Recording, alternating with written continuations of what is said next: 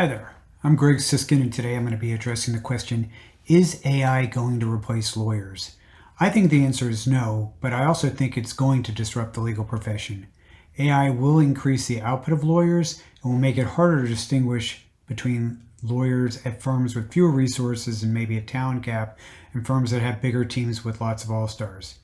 Instead, lawyers will be viewed more as trusted advisors by potential clients.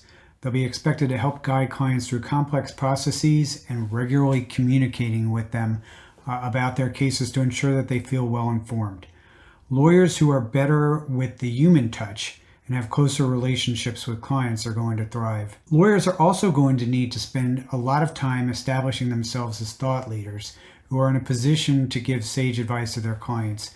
AI tools will be recommending lawyers to prospective clients, and they'll be looking for evidence, the AI that is, that lawyers are subject matter experts, including looking at writing by the lawyer, being listed on ranking sites, and regularly speaking on the subject in question.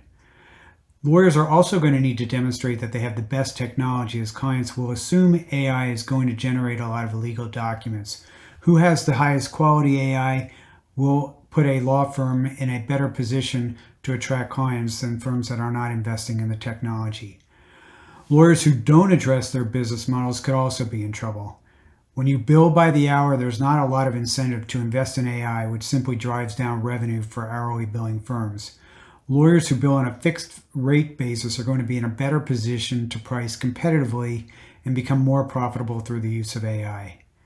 And there will be a lot of roles that AI can't replace. For example, arguing a case in front of a jury or representing a client in an immigration interview.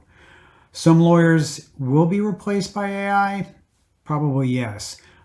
So lawyers need to stay on top of the technology and start planning how to thrive in the new tech environment rather than just reacting to changes happening around them.